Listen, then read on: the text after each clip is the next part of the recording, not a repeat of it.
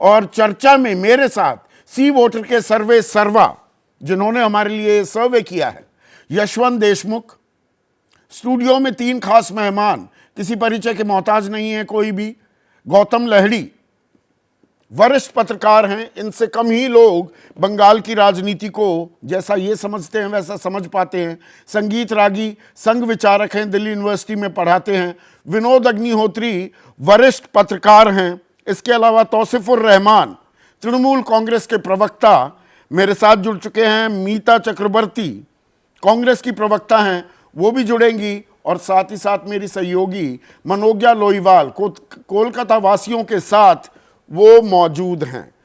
लेकिन अभी मुझे यशवंत नहीं दिख रहे हैं, तो पहला सवाल मनोज्ञा आप ही से, और कोलकाता वासी आपके साथ जुड़े हुए हैं।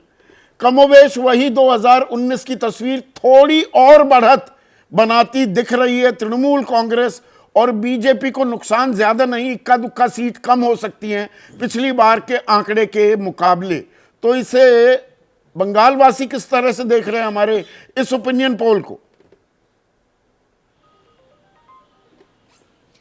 देखिए, बंगाल के लोगों से ही पूछ लेते हैं, क्योंकि 2019 से 2023 के बीच में एक साल आया 2021 का, और 2021 के साल ने बहुत सारी चीजें बंगाल के लिए बदल दी, बंगाल की राजनीति के लिए और बंगाल की राजनीतिक तस्वीर पूरे देश में। अगर मैं ये कहूं कि दीदी ने ये साबित कर दिया कि बंगाल में तो दादा वही हैं, तो ये गलत नहीं होगा। लेकिन लोग क्या सोचते हैं, बड़ी मिलीजुली प्रक्रिया रहती है। कुछ कहते हैं कि हो सकता है इस बार वैसा ही आंकड़े हों, कुछ कहते हैं कि इस बार तृणमूल कांग्रेस बेहतर करेगी, और कुछ को ये विश्वास है कि बीजेपी पहले से ज्यादा धुआंधार बैटिंग करेगी।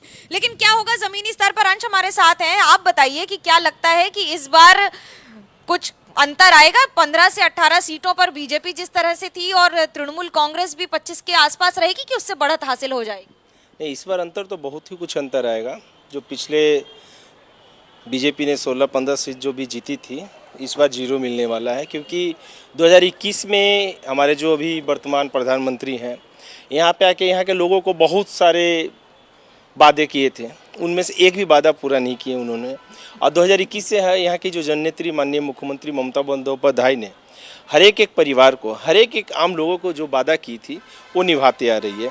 तो यहाँ पे बहुत ही चेंजिंग होने वाली है इस बार। ऐसा ही मानिए कि 42 में से 42 ममता बनर्जी के खाते। मुश्किल लग रहा है, 2-3 सीट लग रहा है कि कांग्रेस जीत जाएगी। कौन जीतेगा, क्या लगता है आपको?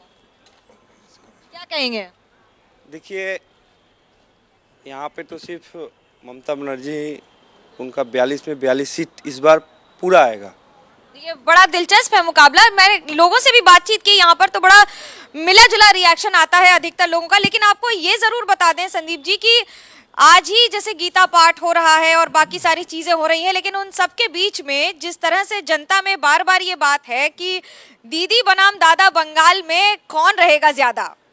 तो और आपने कहा कि दीदी ही दादा साबित हो रही हैं, लेकिन आपने जो लोगों से ग्राउंड लेवल पर जो बात की, क्या कांग्रेस और तृणमूल कांग्रेस का गठबंधन देखना चाहते हैं? वाम खेमे को भी इसमें देखना चाहते हैं, क्योंकि 8% वोट बैंक यहाँ पर कांग्रेस का भी है। उसको अगर तृणमूल के साथ जोड़ लिया जाए तो ये आंकड़ा फिर 52% हो जाता है, फिर तस्वीर बिल्कुल पलट सकती है।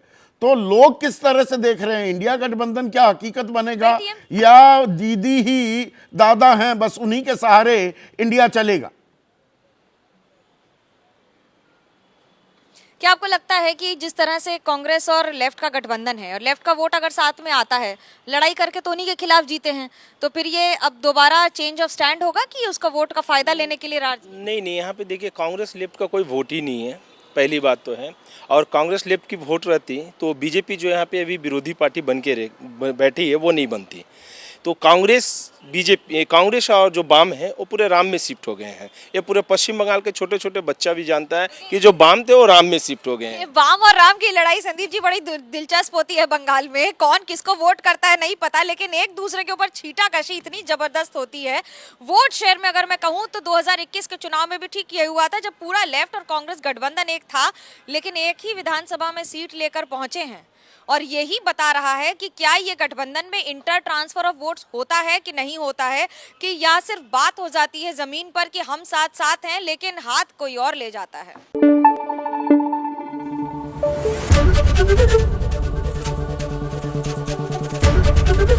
एबीपी न्यूज आपको रखे आगे।